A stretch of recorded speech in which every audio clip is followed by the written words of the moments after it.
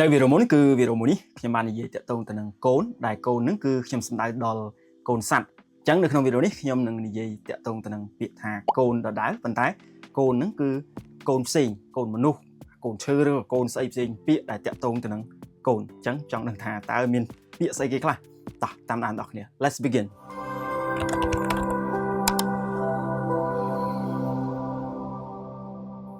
បាទសូមជម្រាបសួរនិងសួស្តីបងប្អូនអ្នកដែលនិយមសិក្សាភាសាអង់គ្លេសតាមបណ្ដាញសង្គម Facebook ឬក៏បាទ YouTube TikTok អីជាដើមអញ្ចឹងជួបគ្នាម្ដងទៀតហើយនៅវីដេអូនេះយើងមកនិយាយគ្នាពីកូនដដែលដូចនៅវីដេអូមុនគាត់ថាកូនហ្នឹងគឺខុសគ្នាបាទគឺកូនមនុស្សកូនអីផ្សេងចឹងទៅបាទអញ្ចឹងឥឡូវយើងចាប់ដើមដំណងទៅបាទជាមួយនឹងពាក្យថាកូនហ្នឹងគឺកូនមនុស្សអញ្ចឹងកូនមនុស្សគឺបាទយើងតែងតែឮគេនិយាយថាគេ child ណា child ឬក៏ភាសានិយាយណាសាមញ្ញគឺគេប្រើពាក្យថា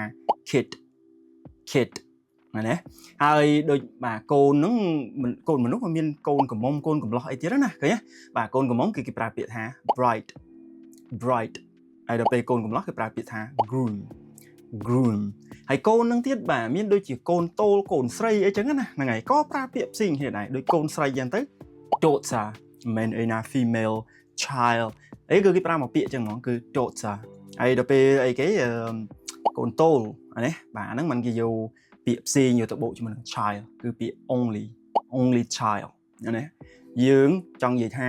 ខ្ញុំគឺជាកូនតូល I am an only child only មានន័យថាតែមួយណាបាទត្រឹមតែ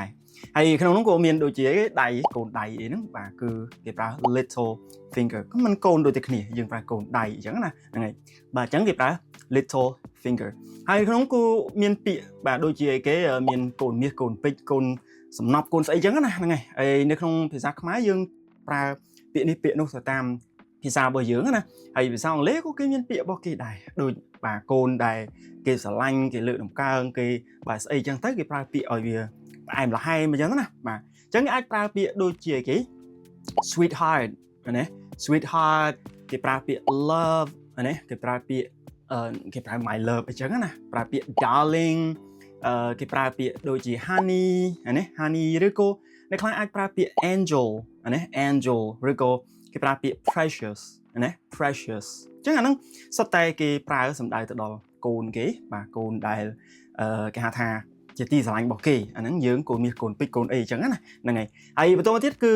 តាក់ទងទៅនឹងបាទកូនឈើកូនរុក្ខជាតិអញ្ចឹងអាកូនឈើនៅពេលដែលយើងយកបាទទៅដាំណាបាទអញ្ចឹងអាហ្នឹងគឺគេឲ្យឈ្មោះថា sapling បាទយើងយកវាទៅដាំអាកូនឈើហ្នឹងប៉ុន្តែដល់ពេលយើងយកគ្រាប់វាណាបាទយើងយកគ្រាប់វាទៅបណ្ដុះហើយវាដុះមកវាចេញជាកូនចេញជាអីអាហ្នឹងបាទគឺគេឲ្យឈ្មោះថា seedling ណា seedling តែអញ្ចឹងវិញដូចសំណាបអញ្ចឹងណាសំណាបយើងយកស្រូវទៅព្រោះទៅវាចេញមកណាបាទហ្នឹងអាសំណាបហ្នឹងគឺគេមិនហៅថា seedling ណាកូននឹងឯងណាហើយមួយទៀតបាទគឺតាក់ទងនឹងកូនដែរកូនអាហ្នឹងបាទតាក់ទងកូនមនុស្សដែរគឺកូនចៅណាកូនចៅកាលណាតែយើងនិយាយកូនចៅនៅក្នុងភាសាខ្មែរយើងគឺវាមានផ្សេងណាបាទផ្សេងគ្នាគឺកូនចៅសម្រាប់ឧទាហរណ៍នៅកន្លែងការងារមានកូនចៅមានអីអាហ្នឹងបាទគឺអាចប្រើពាក្យផ្សេងដូចជាពាក្យអីគេ employee ណា employee បុគ្គលិកអីចឹងណាឬក៏អាចនិយាយអីគេ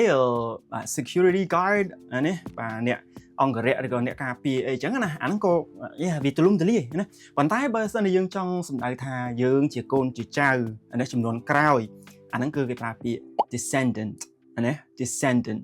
ពាក្យហ្នឹងគឺបាទអាចប្រើសម្ដៅដល់បាទជាកូនចៅចំនួនក្រោយបាទជាអីចឹងណាអញ្ចឹងនៅមានតែប៉ុណ្្នឹងទេបាទតាក់ទងទៅនឹងកូនប្រសិនបើ